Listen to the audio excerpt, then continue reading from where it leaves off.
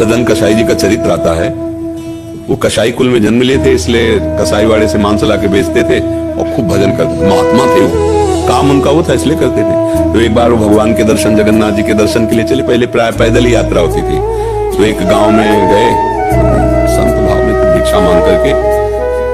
जो भजन करने वाला होता है इसमें भागवती का आकर्षण होता है, बिना वो ट्यूब लगाए वो आकर्षण होता है। ट्यूब लगा के आकर्षण होता है, तरह जो गुड़ी होता है। संतों को भागवती का आकर्षण होता है।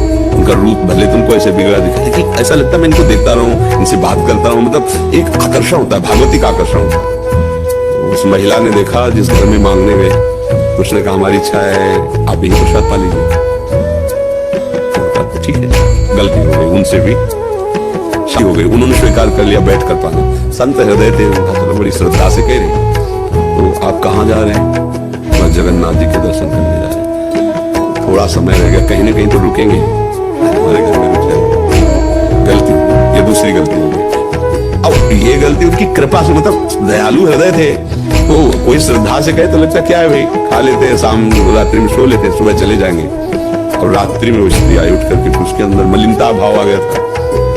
उसने अपनी बात प्रकट की। तो उन्होंने कहा तुम्हारा पति है, तुम ऐसी निकृष्ट बात क्यों सोचती हो? तो उसने सोचा इनका कहने का मतलब पति है। जाकर उसने पति को मार दिया। कामांध पुरुष कुछ भी कर सकता है, पति को मार। आए बोले पति, अरे बोले महत अपराध, तुम निकृष्ट स्त्री, ऐसी कैसी तेरी भावना हो गई? कस के दबकाया, बाहर निकलने लगे तो उसने रोके। उनका समझते हो अगर मैंने शोरगुल मचा दिया तो तुम जिंदा नहीं रहोगे यहाँ से, तो उनका मृत्यु स्वीकार है, लेकिन गलत आचरण। ये देखो धर्म पे जो चलने वाले, उसने हल्ला मचा दिया। वो तो स्त्री, ये देखो इनको साधु समझकर रात में रोका, लेकिन रात में इन्होंने हमें छेड़ा तो हमारा पति विरोध करने लगा, इन्होंने पति की हत्या कर दी और मुझे छेड़ने के लिए तैयार हो, तुम्हें हल्ला मचा दिया, आप लोग आ गए। गांव के लोगों ने पिटाई की, बंधन डाल के सुबह राजा के पास ले गए। राजा ने देखा, उसने कहा कि हम आपकी ही स्वीकृति से दंड देंगे, पर आप बताइए क्या आपने अपराध किया है? वो संतों की भाषा समझना केवल संत ही समझ, उनका बिना अपराध के दंड कैसे हो सकता है? कोई अपराध तो होगा, इसीलिए भगवान ने मुझे पवित्र करने के लिए दंड दिया। अब वो समझ नहीं पाए इस भाषा को। तो संत हो सकते कोई ना कोई पाप किसी जन्म का तो है ही, जो हमें फंसा के पिटवा रहा है। तो उन्होंने कहा कि इनके हाथ काट लिए जाए, दोनों हाथ काट लिए जाए सदन जी के, और छोड़ दिया जाए। साधु है इसलिए इतना करके छोड़ दिया, हाथ काट लिए। तो जगन्नाथ जी रुके नहीं, और जगन्नाथ जी के सामने जाके कहा आप तो सब जानते हैं ना, पर प्रणाम करने की इच्छा थी पर हाथ ही नहीं है। तो अब प्रणाम करने के लिए, दंडवत करने के लिए हाथ का भी तो सारा चाहिए ना, जब पंचांग चाहे साष्टांग, और पहली मुद्रा तो प्रणाम की यहीं से शुरू होती है, हाथ जोड़ा फिर लेट गए ऐसे। तो जी भी ऐसे जोड़ने के लिए किए तो नए हाथ जग गए, हष्ट पुष्ट तेज संपूर्ण जागृत हो गया।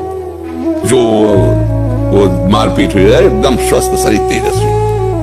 धर्म से चलने वाले की थोड़ी सी आपको लगेगा कि डाउन हो रहा है, कभी डाउन नहीं हो सकता। अब अगर सोचो भगवान का आश्रय ना होता तो फेल होने देर लगता है कि यार दुनिया जान जाएगी, इसलिए जो भगवान का आश्रय लेता है, देखो कैसा बुद्धि का शासन, कि मृत्यु का समय आ रहा फिर भी अधर्म नहीं। मृत्यु के समय लोग मार डालते, राजा फांसी में चढ़ा देता। अच्छा धर्म